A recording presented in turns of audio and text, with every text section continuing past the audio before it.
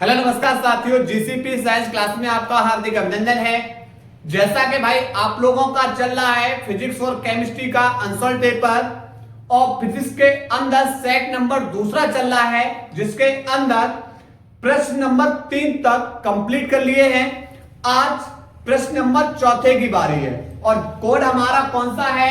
Jetty code है। ध्यान रखना, कोड हमारा कौन सा है? जेटी। ठीक, चलो प्रश्न नंबर 4 बोल रहा है खंड द समांतर प्लेट संधारित्र की धारिता के लिए व्यंजक प्राप्त कीजिए, इसकी धारिता कैसे बढ़ाएं। भाई ये प्रश्न 346 जेएस कोड के अंदर पांचवे का ख प्रश्न है। उसमें हमने बेटा सेट नंबर 1 में पूरा का पूरा कंप्लीट करा दिया है।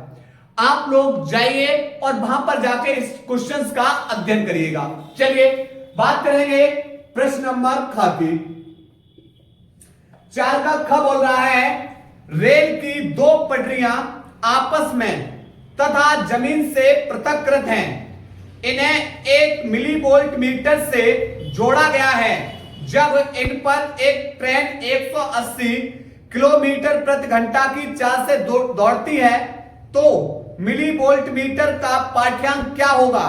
दिया है पृथ्वी के क्षेत्र का ऊर्ध्वाधर अवयव 0.2 इंटू 10 की पावर -4 वेबर प्रति मीटर स्क्वायर है तथा पटरियां परस्पर 1 मीटर की दूरी पर है। देखो सबसे पहले भाई यहां पर क्या है? चाल दे रखी है b बराबर 180 किलोमीटर प्रति घंटा। लेकिन वेग हमारा किस में होता है? बोलोगे सर ये वेग तो मीटर पर सेकंड में होता है। तो बदलो 180 किलोमीटर को मीटर में लाओ, कितना होगा? 1 किलोमीटर में 1000 मीटर बट्टे 1 घंटा में 60 मिनट। क्यों बट्टे में? तो बट्टे में लाओ 60 मिनट। पर यहां पर 1 मिनट में कितने सेकंड? 60 सेकंड। तो 60 मिनट में तो 60 से मल्टीप्लाई। देखो 1 2 0 से 2 0 कैंसिल, 6 से काट लो 6 × 18 30 बार, फिर 6 से कट जाएगा 6 पंजे 30। तो b बराबर 5 का 10 में मल्टीप्लाई 5 × 50 मीटर प्रति सेकंड। बेटा ये इसका वेग निकाल लिया। फिर इसका ऊर्ध्वाधर अवयव चुंबकीय घटक दे रखा है, वो कितना है? 0.2 इंटू 10 की पावर -4 वेबर प्रति मीटर स्क्वायर। और बेटा इसकी जो दूरियां हैं पटरियों के बीच की जो लंबाई है वो कितनी है? 1 मीटर। पाठ्यांक पूछा हुआ है, पाठ्यांक बी, कैपिटल बी पूछा हुआ है। ठीक, तो बी बराबर होता है BVL। ठीक है, चलिए इस फॉर्मूले को लगा रहे हैं। यह सवाल 2022 में भी पूछा गया था, सेम सवाल अब 2025 में रिपीट है। देखो तो पाठ्यांक बी बराबर चुंबकीय क्षेत्र B का मान बेटा 0.2 इंटू 10 की पावर -4 इंटू स्मॉल b, वेग इसका कितना है? 50 और इंटू में बेटा L लंबाई कितनी है? 1। तो देखो 50 का जब 2 में मल्टीप्लाई करोगे तो 50 दूनी 100, 1 के बाद 10 लगा दीजिए इंटू 10 की पावर -4 और 1 का इसमें मल्टीप्लाई करो भाई रहेगा कुछ नहीं 10 की पावर 1 मान लो। तो -4 में से प्लस का 1 गया 10 की पावर -3। ये बेटा किस में निकलेगा? वोल्ट में। इसको हम लिख सकते हैं 10 की पावर -3 को लिख सकते हैं 1 मिली। कितना लिख सकते हैं? 1। तो बेटा यहां पर कितना हो जाएगा? 1 मिली वोल्ट। इसे ऐसे भी लिख सकते हैं। ठीक है, तो हमारे दोनों के दोनों बेटा आंसर सही है। ठीक, नोट करिएगा भाई इस सवाल का आंसर, नोट करिएगा। इसके बाद भाई प्रश्न नंबर ग, चौथे का ग प्रश्न है तरंगाकृत से क्या अभिप्राय है? हाइगेंस के तरंग सिद्धांत से प्रकाश के परावर्तन की व्याख्या कीजिए। चलिए समझते हैं पहले किसको? तरंगाग्र को। पहले किसको समझते हैं? तरंगाग्र को। अब भाई समझो तरंगाग्र क्या है? जब प्रकाश स्रोत से तरंगें किसी माध्यम में उत्सर्जित होती हैं, जब प्रकाश से जो तरंगें हैं किसी माध्यम में उत्सर्जित होती हैं तो माध्यम के कण क्या करने लगते हैं? कंपन करने लगते हैं। और किसी क्षण माध्यम के भीतर, किसी क्षण माध्यम के भीतर खींचा गया काल्पनिक पृष्ठ जिस पर सभी कण समान कलाओं में कंपन करते हैं तो क्या कहलाएगा? तरंगाग्र कहलाता है। जैसे आप लोग देखते हो कि समुद्र में बेटा लहरें एक साथ ऊपर उठती हैं, फिर एक साथ नीचे। तो आप एक कल्पना करिए कि जब तरंगें बेटा ऊपर की ओर उठेंगी तो आप उस पर एक काल्पनिक पृष्ठ को खींच लीजिए, या जब तरंगें नीचे बेटा जाएंगी तो उस पर बेटा एक साथ काल्पनिक पृष्ठ को खींच लीजिए। तो यही खींचा हुआ पृष्ठ क्या कहलाएगा? तरंगाग्र। क्या लिखेंगे परिभाषा? परिभाषा लिखेंगे भाई, क्या लिखेंगे? जब प्रकाश स्रोत से, जब प्रकाश स्रोत से माध्यम में तरंगें उत्सर्जित होती हैं, तरंगें उत्सर्जित होती हैं तो माध्यम के कण, तो माध्यम के कण कंपन करने लगते हैं, करने लगते हैं। किसी क्षण, किसी क्षण माध्यम के भीतर खींचा गया कोई काल्पनिक पृष्ठ, काल्पनिक पृष्ठ जिस पर सभी कण समान कला में, सभी कण समान कला में कंपन करते हैं, कला में कंपन करते हैं, क्या कहलाएगा? तरंगाग्र कहलाता है, तरंगाग्र कहलाता है। ठीक है, ये तो हो गई भाई इसकी परिभाषा तरंगाग्र की। अब बेटा यहां पर पढ़ने वाले हैं हाइगेंस के द्वितीयक तरंगिकाओं के सिद्धांत के आधार पर, तरंगिकाओं के सिद्धांत के आधार पर, सिद्धांत के आधार पर प्रकाश के परावर्तन के नियम की व्याख्या, नियम की व्याख्या, परावर्तन के नियम की व्याख्या। चलिए इसको समझते भाई। UP board exam, UP board exam 2026 के लिए महत्वपूर्ण प्रश्न ध्यान रखना, फिर रिपीट होगा किसी भी एक सेट के अंदर। समझो कैसे लेंगे? एक सरफेस लेंगे, सरफेस जेड, और हमने ले लिया बेटा जेड डैश, एक सरफेस ले लिया जेड डैश। ये एक बेटा सरफेस है, इसके भाग पर हमने क्या कर दिया? एक भाग पर पॉलिश, क्योंकि परावर्तन घटना दर्शानी है। ठीक, अब इस पर बेटा दो तरंगों को तिरछा आपतित कराएंगे। कितनी तरंगों को? दो तरंगों को तिरछा आपतित। देखो पहली तरंग, ठीक है, तिरछा आपतित करा रहे हैं। ठीक, ये पहली तरंग हो गई, और ये बेटा दूसरी तरंग को तिरछा आपतित कराया। और इन तरंगों पर भाई तरंगाग्र कैसा होता है? लंबवत। तरंगों पर तरंगाग्र भाई कैसा होता है? लंबवत होता है। तरंग ऐसी हैं तो तरंगाग्र बेटा ऐसे लंबवत। ठीक, तो भैया तरंगों पर तरंगाग्र भाई क्या होता है? लंबवत होता है। तरंगों पर तरंगाग्र लंबवत होता है। तो ये बेटा ए भी एक क्या है? तरंगाग्र है, और ये तरंगें आ रही। ठीक, हमने बेटा यहां पर क्या डाल दिया? लंब। आप बोले सर ये आपतित किरण है, तो ये बेटा कोण कौन सा हो जाएगा? आपतन कोण है। अब कहानी क्या होगी? कहानी यह होगी कि अब देखो t बराबर 0 पर बेटा जो तरंग है वो a पर थी, बिंदु a पर। ठीक, अब क्या होगा? कि ये वाली तरंग है ना, जितना समय लेगी कहां तक, जितना बेटा t समय मान लिया कि ये बेटा कितनी दूरी तय करेगी, a डैश तक पहुंचेगी। जितने समय में ये b a डैश तक पहुंचेगा भैया ये बढ़ेगा तो ये भी तरंग बढ़ेगी, क्योंकि समान तरंगें आ रही हैं, ये सतह से पहले टकरा रही है। अब ये वाली तरंग जितने समय में a डैश तक पहुंचेगी उतने समय में बेटा यहां से द्वितीयक तरंगिका निकलकर कहां पहुंच जाएगी, कितनी दूरी तय कर लेगी, b डैश तक पहुंच जाएगी और एक नया तरंगाग्र बेटा बन जाएगा। कौन सा, a डैश b डैश। कौन सा बन जाएगा, a डैश b डैश।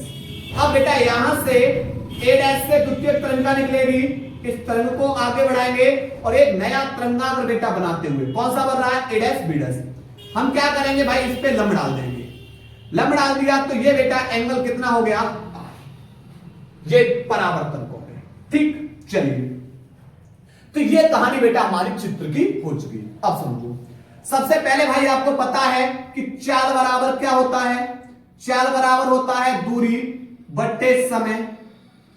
अब देखो समान माध्यम में चाल बेटा कैसी रहेंगी, समान रहेंगी। मान लिया चाल b है और समय बेटा b से a डैश तक पहुंचने में t समय लग रहा, उतने ही समय लग रहा है a से b डैश तक पहुंचने में।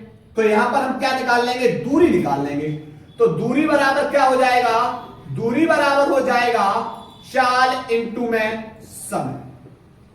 चलिए तो भाई एक बात बताओ, कहां से कहां तक की दूरी निकाल रहे हो, तो भाई दूरी निकालोगे पहले b से a डैश तक की दूरी कितना होगा, चाल b है, समय बेटा कितना लग रहा है t। इसी प्रकार दूसरी दूरी a से b डैश तक की निकालो, तो भाई दूरी कितनी है, a से b डैश तक की निकालनी है, चाल b है और समय कितना t। ठीक, चलिए अब थोड़ा सा इसमें आ जाओ, ये वाला एंगल बेटा कितना है, ये वाला। तो आप बोलोगे सर ये एंगल है ना, ये 90 है और 90 में अगर ये वाला एंगल I है तो ये 90 माइनस I हो जाएगा, क्योंकि 90 माइनस I टोटल 90 में साई घटा दो तो कितना हो जाएगा, 90 माइनस I। तो ये 90 माइनस के I है। फिर बोलोगे अगर ये 90 माइनस I है तो ध्यान रखना यहां से ये 90 माइनस I है तो यहां से ये एंगल कितना होगा। तो आप बोलोगे कि सर ये एंगल पता है, देखो ये वाला एंगल पता है 90 में से ये 90 माइनस के I है, घटा दो टोटल 90 में से घटा दो 90 माइनस के I, माइनस का अंदर मल्टीप्लाई तो ये बेटा माइनस का हो जाएगा और ये प्लस का, तो ये प्लस माइनस कैंसिल I बचेगा, तो ये एंगल I हो जाएगा। क्या तक पानी ऐसे बेटा ये कितना R 90 माइनस R, तो ये एंगल बेटा कितना हो जाएगा, तो ये फिर से बेटा R हो जाएगा। ठीक, चलिए अब लगाते हैं। सबसे पहले जिस ट्रायंगल के अंदर I आया हुआ है उस ट्रायंगल को लीजिए, जिस ट्रायंगल के अंदर R आया हुआ है उसको लीजिए। चलिए तो I किस ट्रायंगल के अंदर है, I देखना बेटा किस ट्रायंगल के अंदर, देखो ये रहा, ये रहा। तो आप देखो त्रिभुज ABAS, त्रिभुज ABAS में आप बोले सर त्रिभुज को बाहर निकालो, चलिए बाहर निकालते हैं।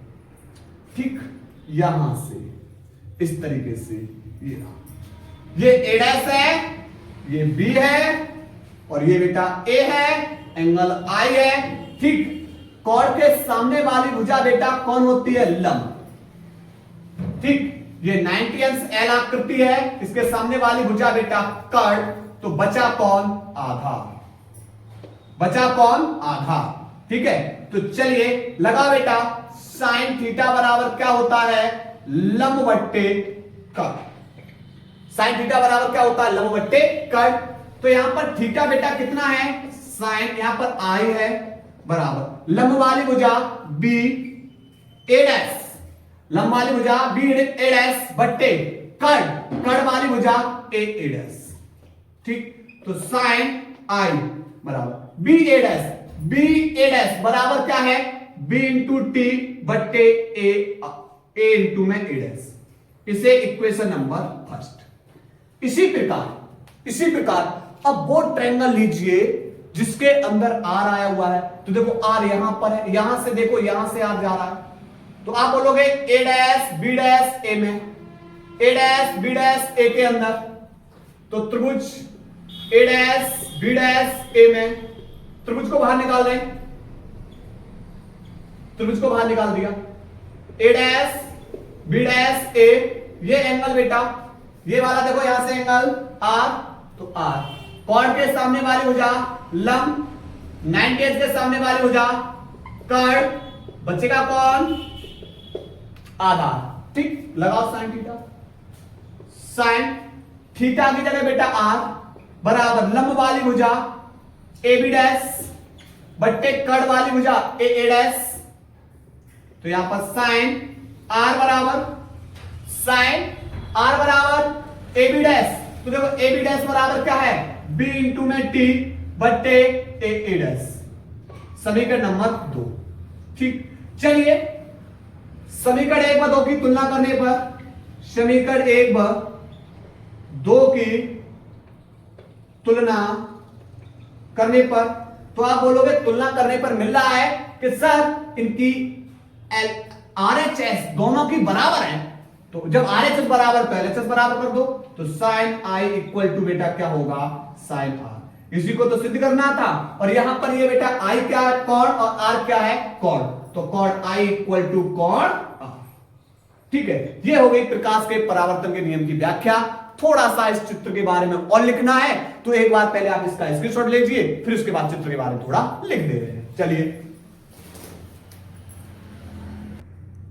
चलो भाई चित्र के बारे में लिखेंगे माना जेड डैश एक परावर्तक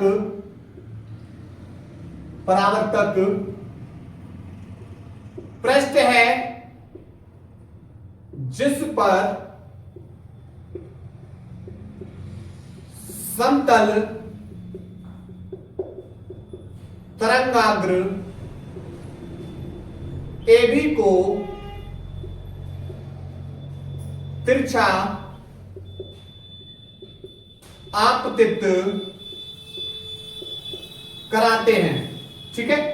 तिरछा क्या कराते हैं भाई, आपतित कराते हैं।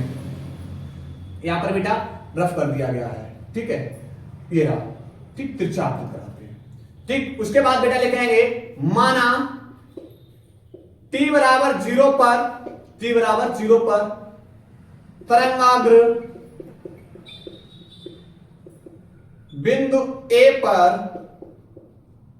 स्पर्श करता है, तरंगाग्र बिंदु A पर स्पर्श करता है, इसकी चाल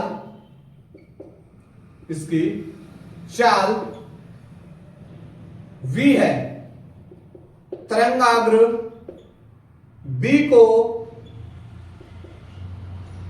पृष्ठ A डैश तक पहुंचने में t समय लगता है, उतने ही समय में बिंदु A से द्वितीयक तरंगिका निकल कर कहां तक पहुंच जाती है, निकल कर B डैश तक पहुंच जाती है और हाइगेंस के द्वितीयक तरंगिकाओं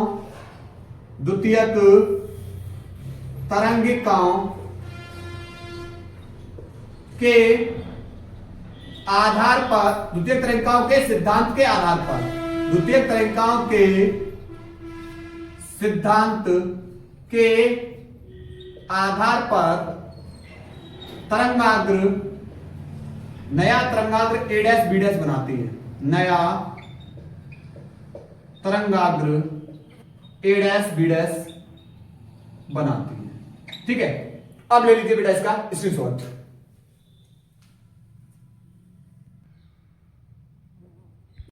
इसके बाद बेटा प्रश्न नंबर 4 का घ क्या है, एक पीएन संधि डायोड का अग्र अभिनत की स्थिति में प्रतिरोध 25 ओम है।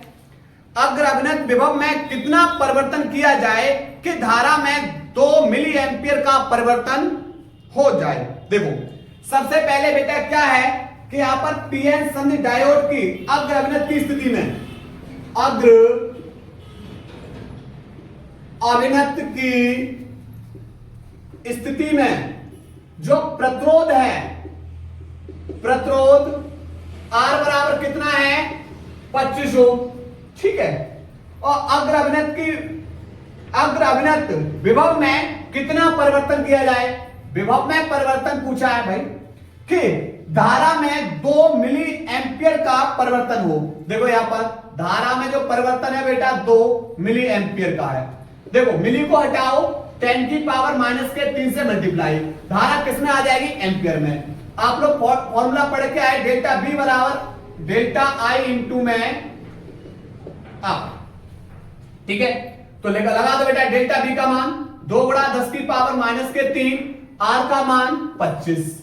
तो 25 दिया बेटा, 25 दूनी कितना होता है 50, 25 दूनी 50 और इंटू 10 की पावर माइनस के 3, ठीक है। तो इसे लिख भी सकते हैं, क्या लिख सकते हैं कि 10 की पावर माइनस के 3 को बेटा मिली में लिख सकते हो, तो लिख सकते हो 50 मिली और विभव का मात्रा क्या हो जाएगा वोल्ट, ठीक है। ये आपका बेटा क्या रहा आंसर। नोट करिएगा भाई, नोट करिए इस सवाल को। इसके बाद बेटा 4 का बड़ा प्रश्न, 4 का बड़ा प्रश्न क्या बोल रहा है, बोल रहा है वाटहीन धारा से क्या अभिप्राय है और न्यूमेरिकल। चलिए समझते हैं पहले किसको, वाटहीन धारा को। ऐसी प्रत्यावर्ती धारा जिसमें धारा प्रवाहित करने पर कोई शक्ति क्षय न हो, ऐसी धारा को क्या बोलते हैं, वाटहीन की धारा, ठीक है। यह तभी संभव है जब cos फाई का मान बेटा कितना होना चाहिए, 0 होना चाहिए, तभी बेटा, ठीक है। तो लिखेंगे ऐसी प्रत्यावर्ती धारा परपथ, और ये किसमें, केवल प्रेरकत्व व धारिता में। ऐसी प्रत्यावर्ती धारा परपथ जिसमें धारा प्रवाहित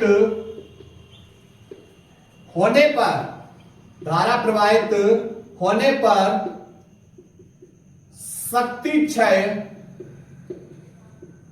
0 हो, ऐसी धारा वाटहीन की धारा कहलाती है। यह तभी संभव है, यह तभी संभव है जब cos फाई का मान 0 होता है, cos फाई का मान 0 होता है, ठीक है। अब इसके बाद बेटा न्यूमेरिकल्स दे रखा है। सवाल क्या बोल रहा है भाई, 15 माइक्रोफैरेड का एक संधारित्र 220 वोल्ट 50 हर्ट्ज के अल्टरनेटिंग करंट स्रोत से जोड़ा गया है। परपथ का प्रतिघात तथा प्रत्यावर्ती धारा का वर्ग माध्य मूल मान ज्ञात कीजिए। देखिए सबसे पहले बेटा 15 माइक्रोफैरेड, ये बेटा आपको धारिता दे रखी है, ठीक है, का एक संधारित्र 220 वोल्ट BRMS, कितने 220 वोल्ट, ठीक है, और 50 हर्ट्ज, F बराबर बेटा 50 हर्ट्ज से जोड़ा गया है। तो पहले पूछा है प्रतिघात यानी XC, फिर बेटा IRMS। चलिए पहले माइक्रोफैरेड को बेटा फैरेड में लाओ, माइक्रो हटाओ, 10 की पावर -6 से क्या कर दिया मल्टीप्लाई, ठीक। देखिए फॉर्मूला होता है XC बराबर 1/ωc, XC बराबर क्या होता है 1/ωc, पर यहां पर बेटा XC बराबर 1/, ओमेगा बराबर होता है 2πf, और इंटू में बेटा कौन हो जाएगा C, इंटू में कौन हो जाएगा C।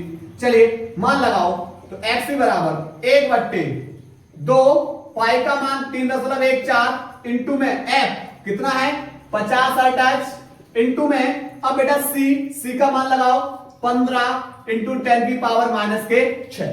ठीक लग गया सबका सब मान 2 पाई का मान एफ का मान और उसके बाद सी का मान। देखो 10 ऊपर 2 जीरो 50 दूनी 100 से 100 कैंसिल।